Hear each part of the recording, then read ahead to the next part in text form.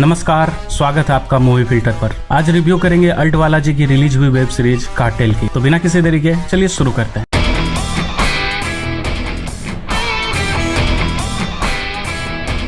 Cartel एक action drama series है जिसमें सुप्रिया पाठक, ऋत्विक धंजनानी, परिणीति राय प्रकाश, तनुज विरवानी और दिव्या अग्रवाल मुख्य भूमिका में है। बाकी 137 कलाकारों में से मैंने इनका नाम लिया है। इस सीरीज में टोटल 14 एपिसोड है। इस सीरीज को आप अल्ट बालाजी पर देख सकते हैं। बाकी अगर आपको देखना है तो आप MX प्लेयर पर भी इसे देख सकते हैं। कार्टेल वेब सीरीज गैंगलैंड की कहानी है। खान, अन्ना, गजराज आंग्रे और एक रहस्यमय सट्टेबाज यानी फिल्म प्रोड्यूसर जो कि सपनों के शहर में लो प्रोफाइल माफिया है। सालों से ये 5 ताकतवर गैंग सिर्फ एक आयरन लेडी रानी माई के वजह से अंडरवर्ल्ड में बिना किसी झंझट के जिंदा है। लेकिन क्या होगा जब रानी माई अपनी मृत्यु सैया पर होगी? क्या ये गिरोह उसके नियमों से खेलते रहेंगे या उसकी दुर्घटना कार्टेल में उनके पतन का कारण बनेगी? ये सारी चीजें कार्टेल की कहानी में बताई जाती है। आंग्रे गैंग का सारा बिजनेस संभालेगा इस गैंग का नया लीडर।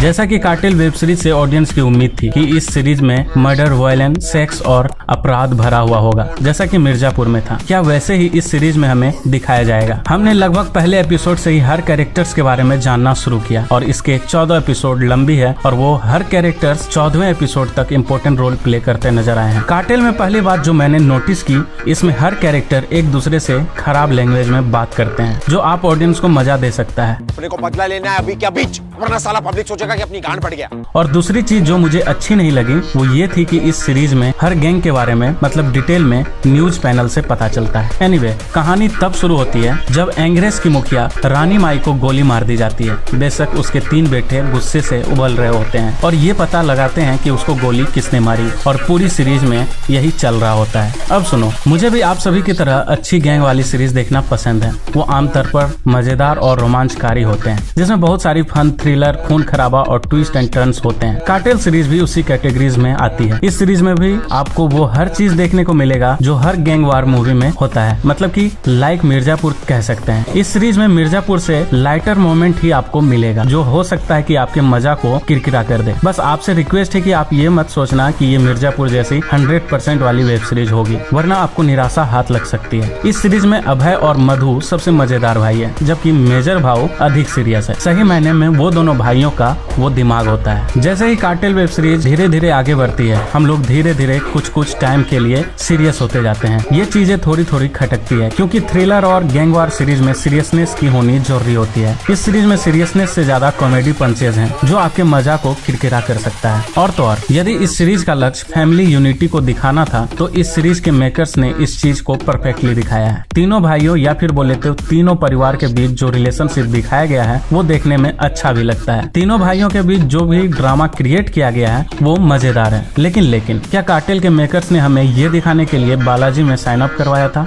नहीं ना, हमें तो हाई एक्शन गैंग वार वाली सीरीज बोलकर परोसा गया था। इसके अलावा जो थोड़ा भी बचा कुचा कसर है वो सेक्स सीन दिखाने में बिता दिया गया है। इस सीरीज में सेक्स सीन की भरमार है। जी हाँ, आपने सही सुना। लेकिन अगर आपको सेक्स सीन में इंटरेस्ट नहीं है तो आपको मजा नहीं आएगा। बाकी लोगों के लिए तो बल्ले बल्ले है ही।